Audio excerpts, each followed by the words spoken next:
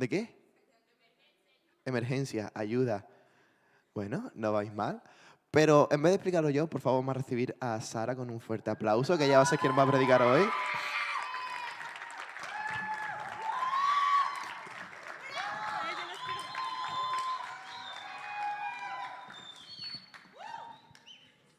Sin presión, por favor, sin presión. Ay, no, se siente muy extraño estar acá. Bueno, buenas noches, chicos, mucho gusto. Yo soy Sara y bueno, esta noche tengo entonces el privilegio de estar compartiendo con ustedes esta pequeña enseñanza. Para iniciar, quisiera que me acompañaran en una oración.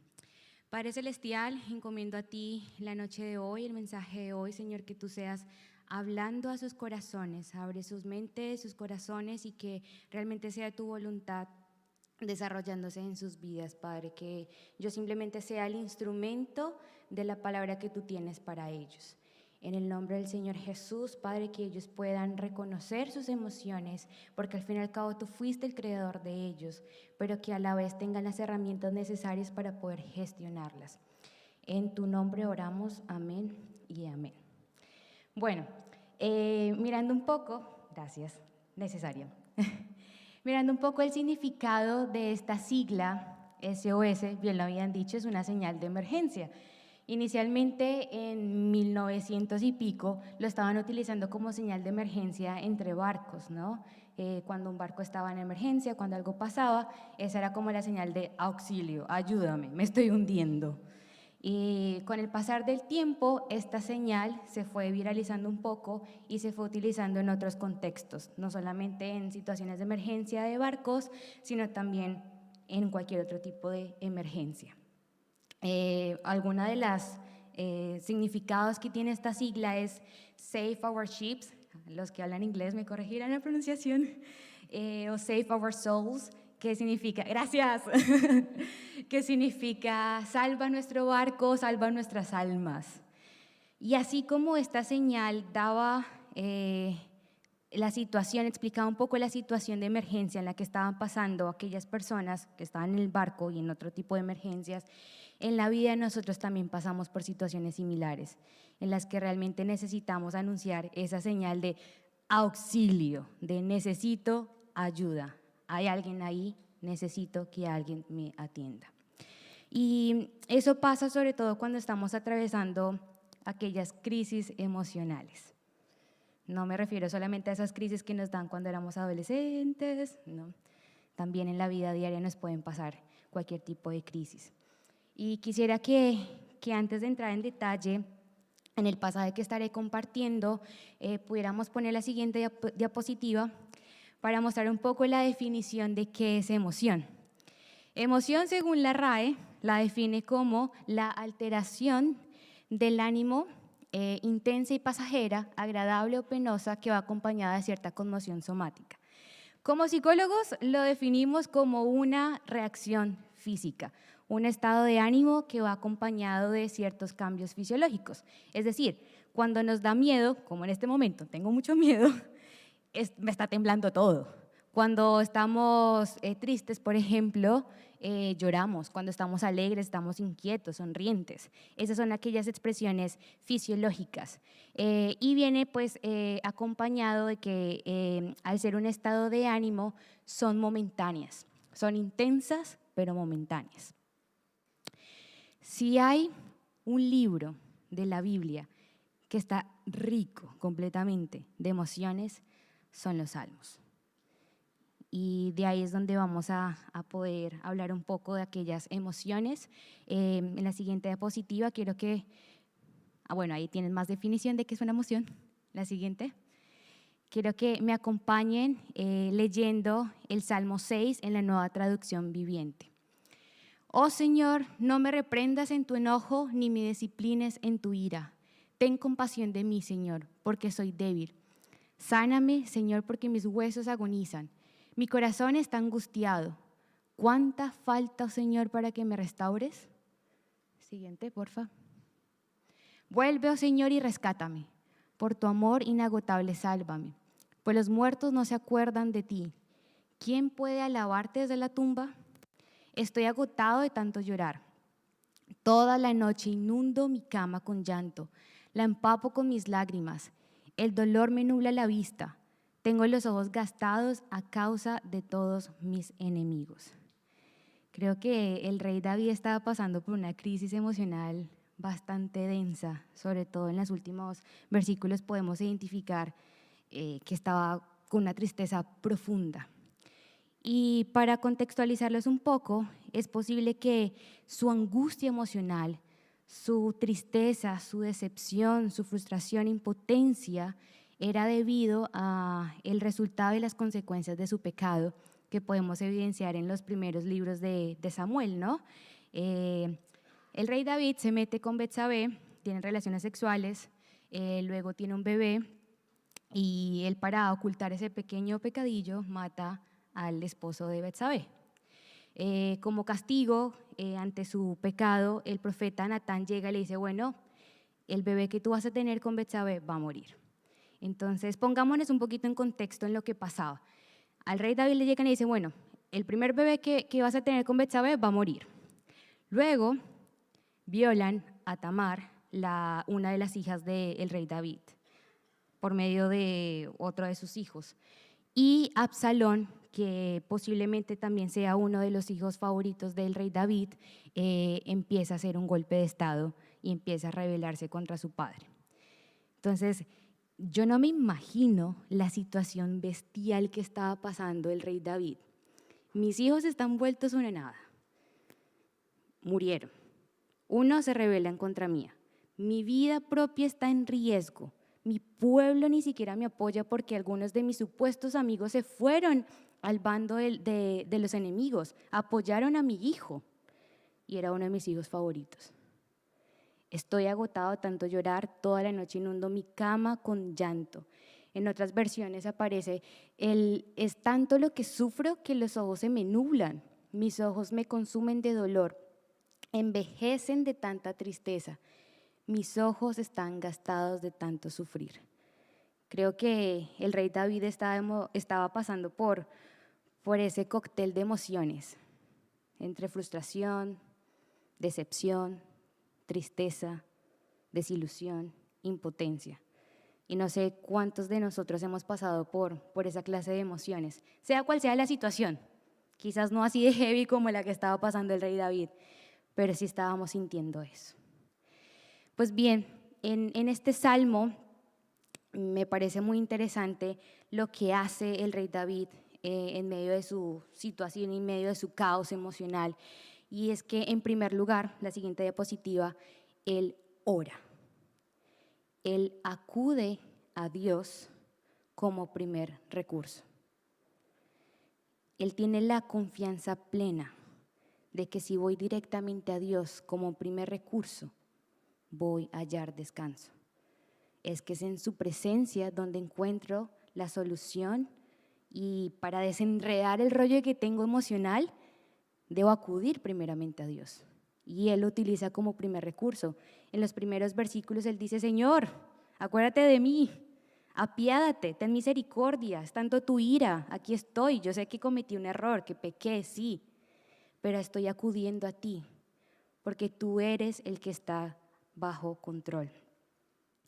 Él tenía esa seguridad plena que bajo su presencia él podía expresarse y abrir su corazón sin ningún tapujo, sin ninguna vergüenza, sin ninguna culpa, sin filtros o con máscaras como que sí, Señor, tú sabes la situación que estoy pasando, pero estoy bien, no.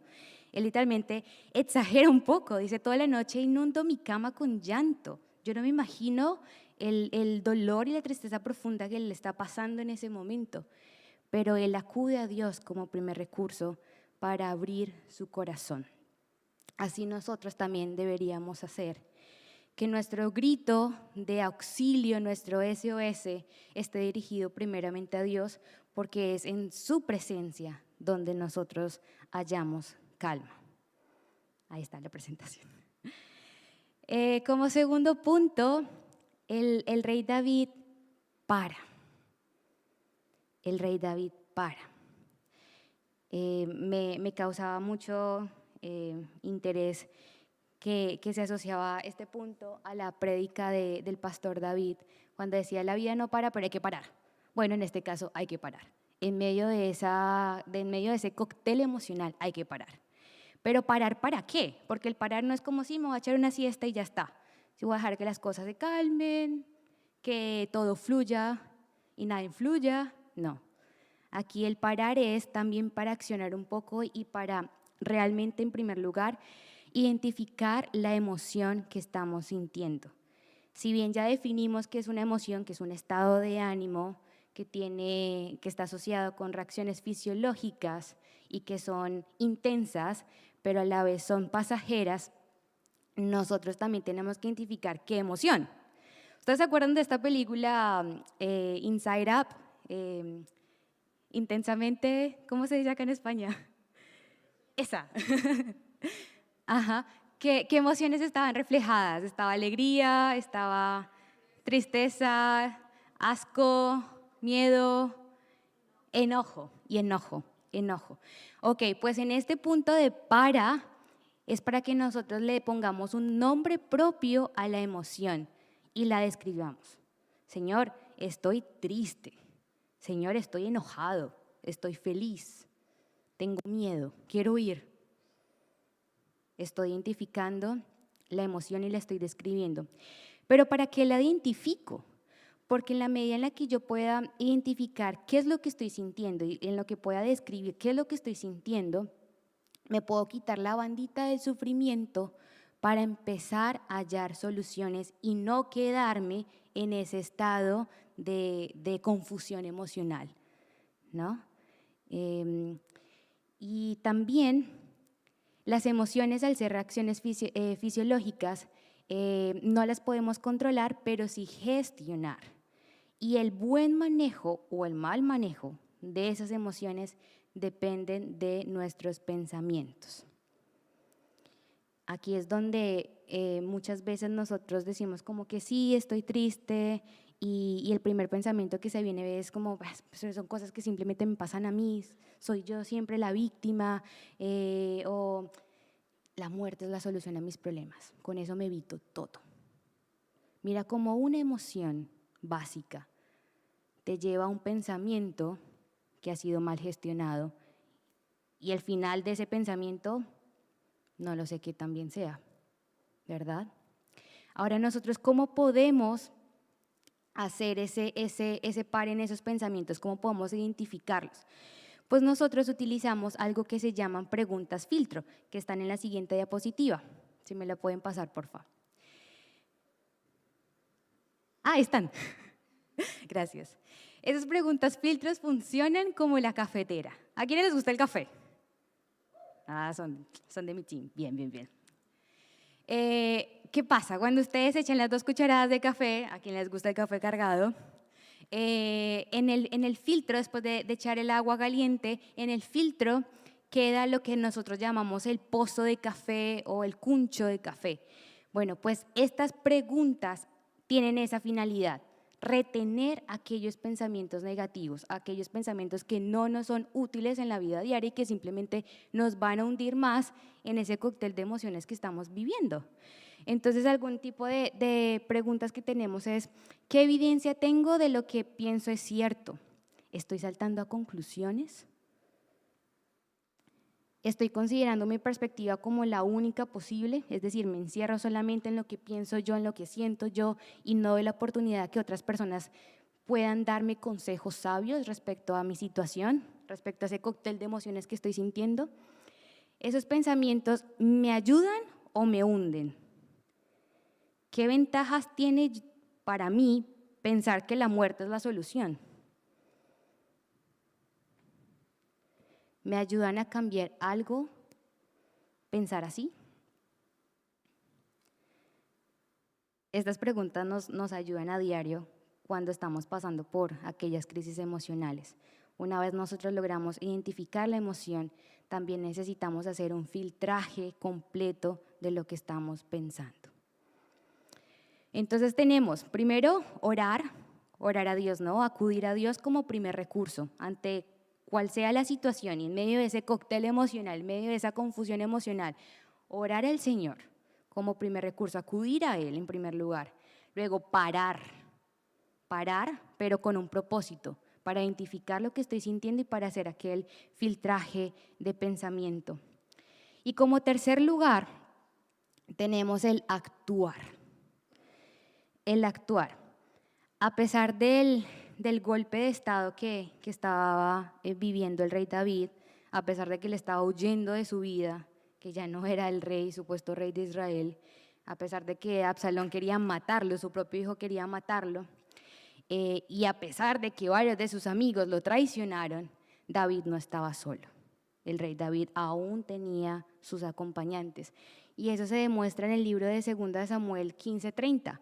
Entonces David subió el camino que lleva al monte de Dios, llorando mientras caminaba. Llevaba la cabeza cubierta y los pies descalzos en señal de duelo. Las personas que iban con él también se cubrieron la cabeza y lloraban mientras subían al monte. Las personas que iban con él también se cubrieron la cabeza y lloraban mientras subían al monte. ¿Qué clase de red de apoyo tenemos nosotros? Estas personas resultan ser bastante empáticas. Lloraban cuando David estaba llorando. Se alegraban cuando David estaba alegre. Creo que en este punto también es importante que reevaluemos a quién acudimos como segundo recurso en momentos de situación estresante, en momentos de crisis emocional.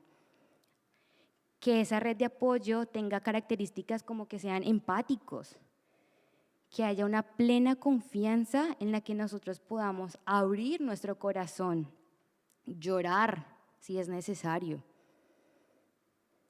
Y sobre todo, ojalá que sean personas en las que compartamos ciertos principios y valores, porque también de ahí va a depender la calidad de consejos que nos van a dar, ¿no?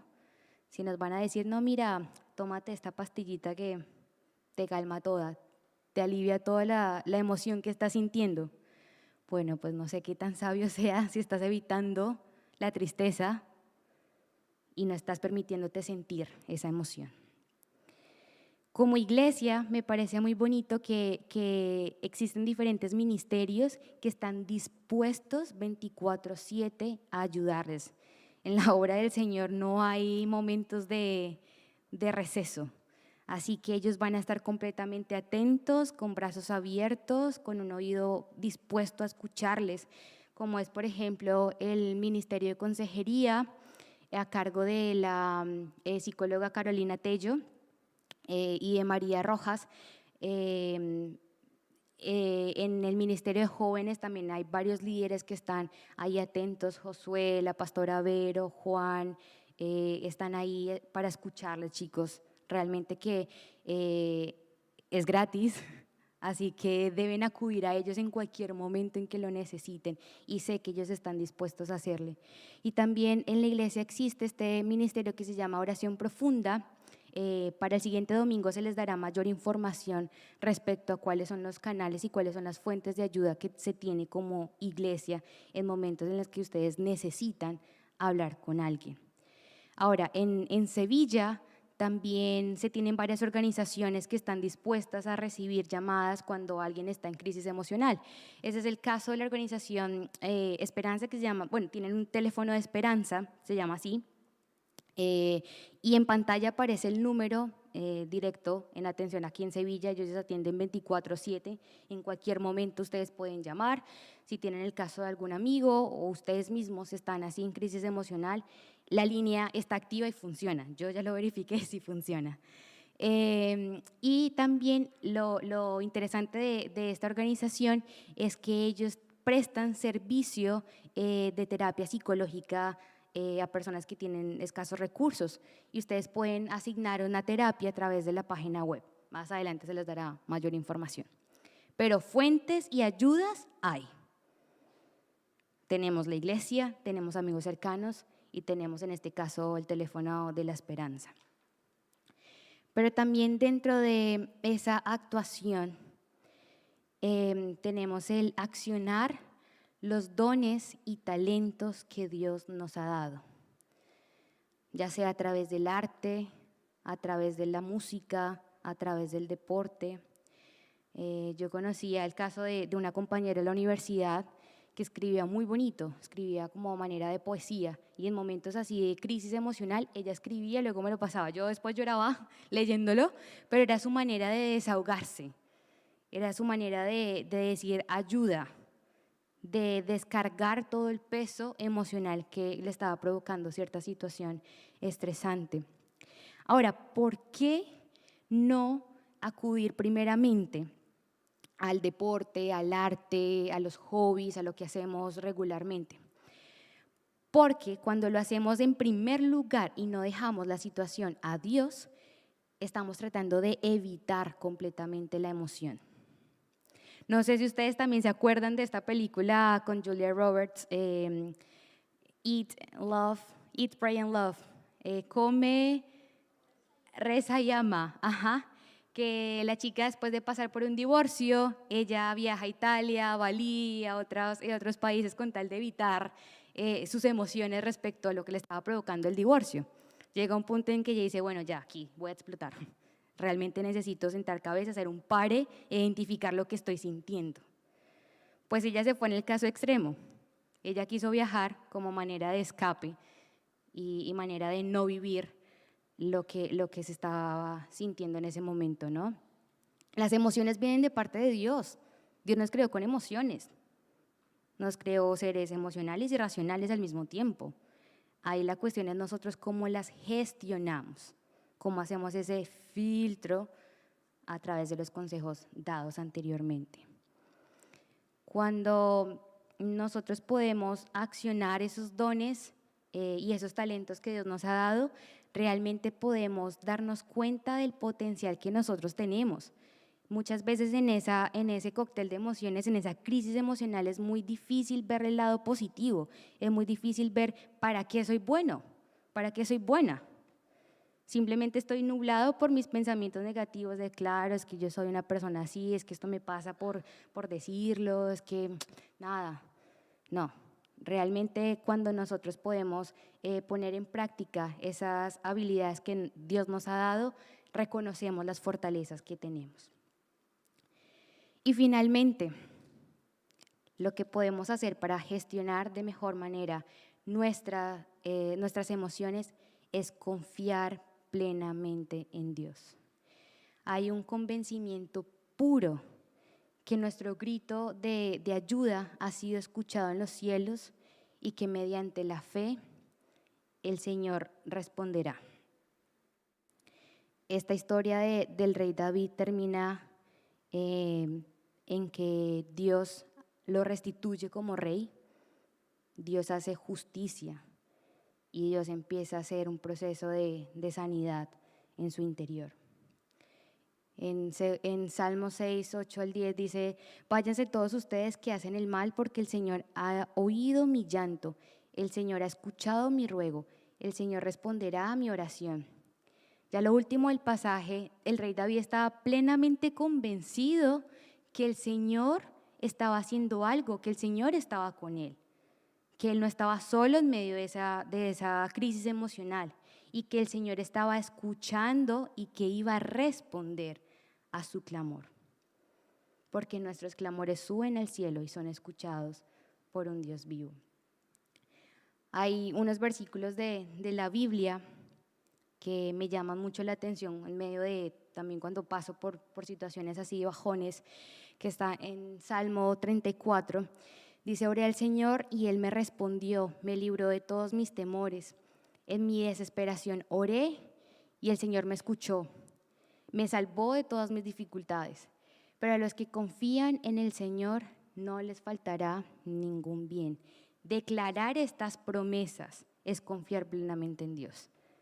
Es depositar la situación difícil, es depositar lo que estoy sintiendo, es depositar los pensamientos que estoy pensando, valga la redundancia, en Él.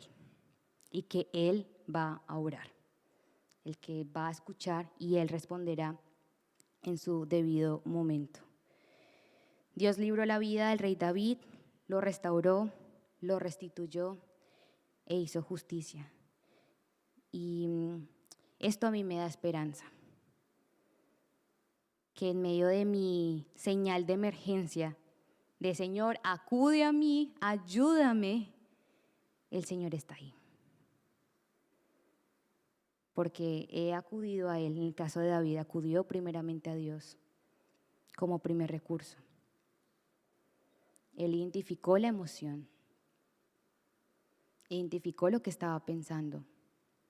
Él paró, Él actuó y Él confió.